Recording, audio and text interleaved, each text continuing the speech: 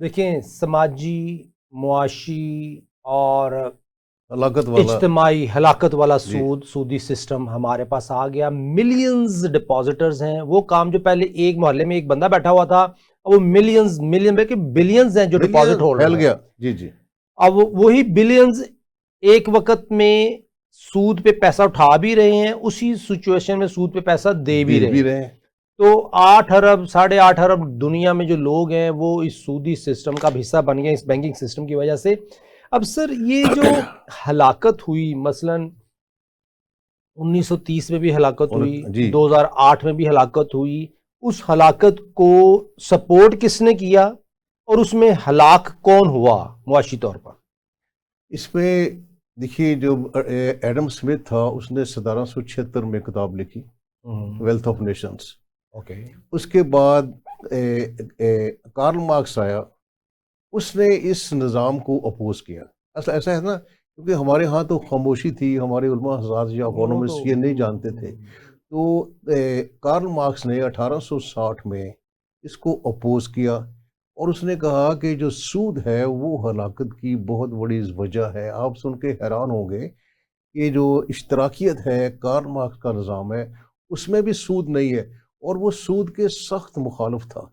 لیکن سود کا جو کاروبار تھا وہ اس قدر بڑھ رہا تھا یورپ میں. اچھا پھر میں ایک یہ چیز اور عرض کروں، ایشیا افریقہ میں سود نہیں تھا.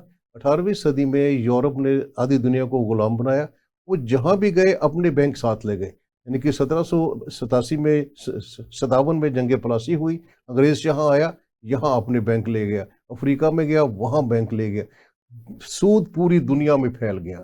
لیکن جو علامہ اقبال نے، پھر میں علامہ صاحب کا ذکر کروں گا، انہوں نے کہا تھا کہ یہ تہذیب اپنے خنجر سے خودکشی کرے گی.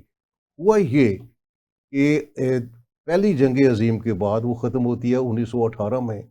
مغرب میں بہت ترقی ہوئی، خاص طور پر امریکہ میں. یعنی کہ 1920 کی دہائی ہے، اسے کہتے ہیں کہ رورنگ 20s، کہ یہ چنگاڑتی ہوئی ترقی کا دور ہے.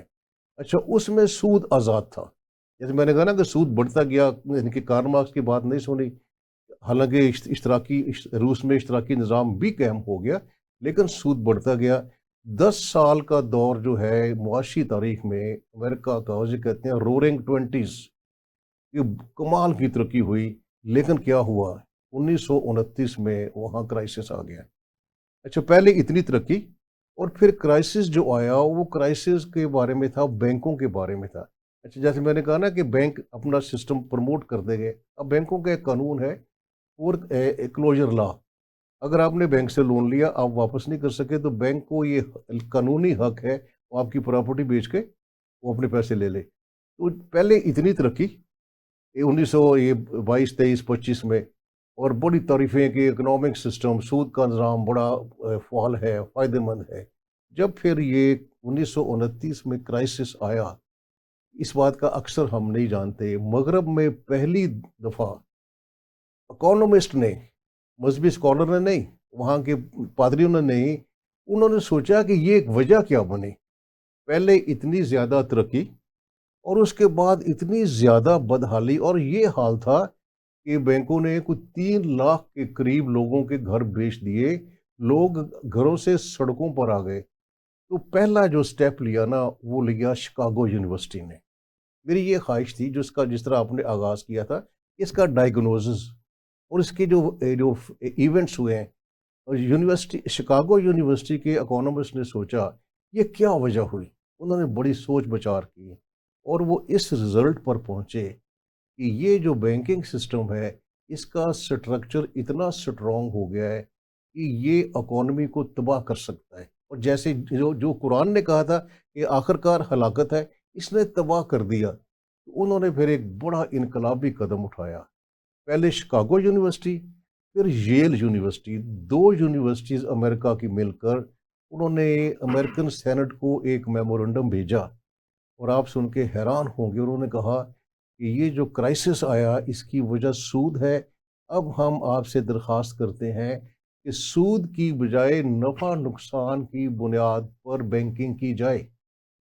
میں اس بات کو پھر ریپیٹ کرتا ہوں جی جی. کہ مغرب کے اکانومسٹ نے یہ کہا، اور شکاگو یونیورسٹی اور ییل university, this is on record, کہ سود میں ہلاکت ہے. وہی بات جو قرآن نے کہی تھی انہوں نے اپنی زبان میں کہہ دی کہ اگر اکانومی کو مستقبل میں آنے والے مالی بحران سے بچانا ہے تو کیا کیا جائے, سود کا خاتمہ کر دیں, نفع نقصان لیں. اور انہوں نے ایک اور بات کی, تو انہوں نے کہا کہ جو بینکوں کا ورکنگ سٹرکچر ہے, اب تھے نا یہ بات تو کر دی جیسے ہم کہتے ہیں سود کا خاتمہ, ہاں جی. لیکن انہوں نے اس کا عملی حل بھی دیا. انہوں نے کہا کہ جو بینکوں کا ورکنگ سٹرکچر ہے اسے توڑا جائے, کیونکہ جب تک بینکوں کا سود نا, یہ اب 500 سال میں یہ سٹرکچر بنا ہے, جب یہ بینکنگ کا سود والا سٹرکچر رہے گا تو سود کا خاتمہ نہیں ہوگا. اور انہوں نے پھر ایک متبادل تجویز دی جسے تاریخ میں شکاگو پلان کے نام سے جانتے ہیں, وہ محفوظ ہے. انہوں نے یہ کہا تھا کہ اس بینکنگ کا سٹرکچر, ورکنگ سٹرکچر توڑو اور اس کو سود کی بجائے نفع نقصان پر کرو. مجھے یہ خوشی ہے, اللہ کا لاکھ لاکھ شکر ہے, میں نے اس بینک میں جو موجودہ سٹرکچر ہے اس کو توڑ کے اسلامی سٹرکچر کا ماڈل دیا.